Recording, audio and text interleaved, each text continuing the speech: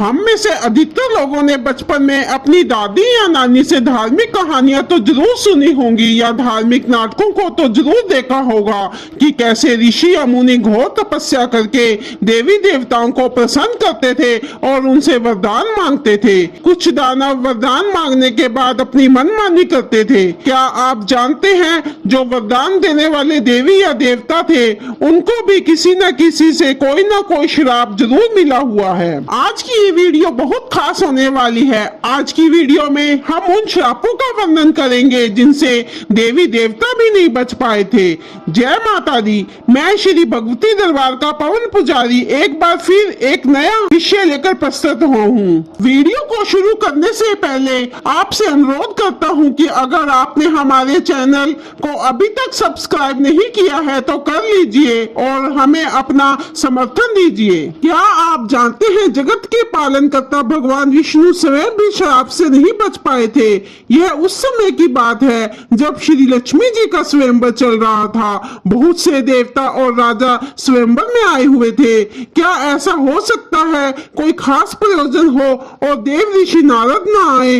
पहुंच गए वो भी स्वयंवर में नारायण नारायण का जाप करते हुए। माँ लक्ष्मी को देखकर देव ऋषि उन पर मोहित हो गए और नारद ने सोचा क्यों ना मैं भी सुंदर भेष बनाकर आऊं और इस स्वयंवर में भाग लूं। शायद देवी लक्ष्मी मुझे ही चुन ले और वरमाला डाल दे। नारद ने मन में सोचा मैं भगवान विष्णु के पास जाता हूँ और उनसे कहकर अपना सुंदर सा भेष बनाने को कहता हूँ। इस आशा से देव ऋषि चले गए बैकुंठ में भगवान विष्णु के पास और कहा कि वे उनका सुंदर सा भेष बना दे। अब नारायण ने सोचा जगत के कल्याण के लिए ऐसा तो संभव नहीं है, तो श्री नारायण ने एक युक्ति सोची। उन्होंने नारद का एक वानर जैसा भेष बना दिया। अब नारद दर्पण में देखे बगैर ही चले गए स्वयंवर में। उनके वानर मुख को देखकर सभी हंसने लगे। नारद ने सोचा ये सभी शायद मेरे सुंदर चेहरे को देखकर हंस रहे हैं। उन्होंने तालाब में अपना चेहरा देखा तो अपना वानर का चेहरा देखकर क्रोध से तिल मिला गए और भगवान विष्णु को यह श्राप दिया कि जिस वानर मुख का सभी ने मजाक बनाया है और मुझे स्त्री के लिए व्याकुल किया है, त्रेता युग में श्री राम अवतार में आपको भी स्त्री का वियोग सहना पड़ेगा और ये वानर ही आपकी सहायता करेंगे।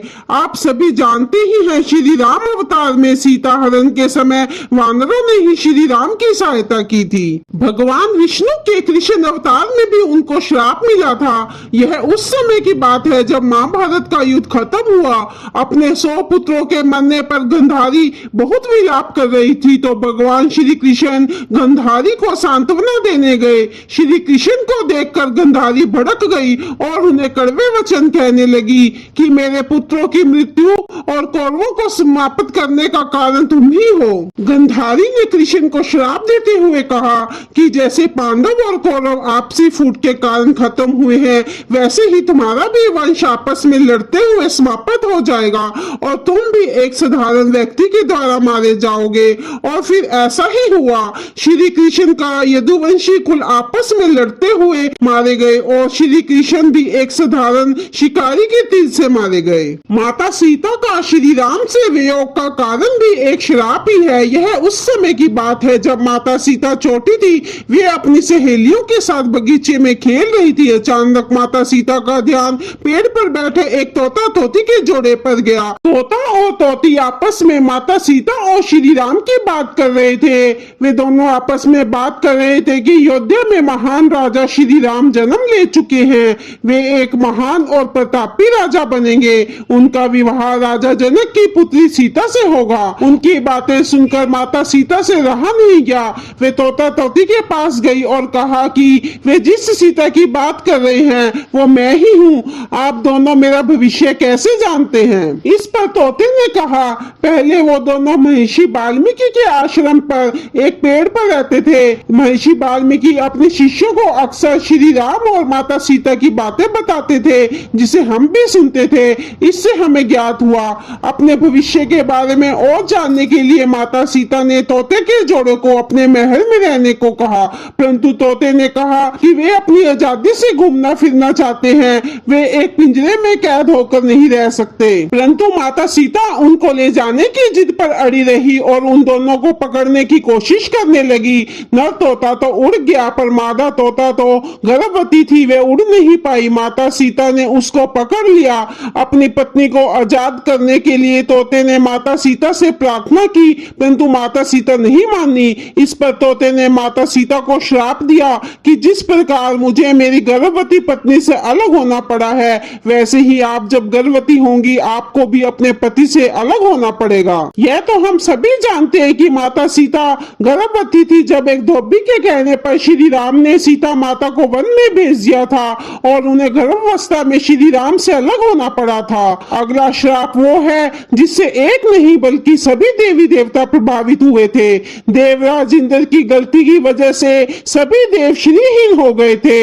यह तो हम सभी जानते हैं कि ऋषि दुर्वासा अपने क्रोध के कारण चर्चित हैं। ऐसा क्या हुआ जिससे एक नहीं अपितु सभी देवी देवता श्रीहीन हो गए थे? तो आइए मैं पवन पुजारी आपको विस्तार से बताता हूँ कि कैसे सभी देवी देवता हो गए थे श्रीहीन। एक बार ऋषि दुर्वासा ने घोर तपस्या से प्राप्त हुई सिद्ध पारिजात की माला देवराज इंद्र को भेज दी। इंद्र को वह माला पसंद नहीं आई। इंद्र को अपने धन वैभव का बहुत अभिमान था। इंद्र ने ऋषि दुर्वासा की द्वारा दी हुई माला का अपमान कर दिया। इंद्र ने वह माला अपने हाथी ऐरावत के गले में पहना दी, लेकिन हाथी ने वह माला अपनी सूंड से उठाकर तोड़ दी और अपने पैरों से कुचल दी। यह देखकर ऋषि दुर्वासा क्रोध में तिलमिला गए और इंद्र को कहा कि जिस धन और वैभव का तुम्हें इतना अभिमान है और अभिमान में तुमने मेरे उपहार का अनादर किया है, मैं श्राप देता हूँ कि आज से सभी देवी देवता श्रीहीन हो जाओगे। इसी श्राप के कारण सभी देवी देवता श्रीहीन हो गए। इससे यह पता चलता है कि हमें किसी के दिए हुए उपहार का अनादर नहीं करना चाहिए। अगली वीडियो बहुत जल्द आने वाली है। आपका ये पवन पुजारी आपसे एक बार फिर अनुरोध करता है कि वीडियो को लाइक, शेयर और सब्सक्राइब करना न भूले। तो बोलो साचे दरबार की जय।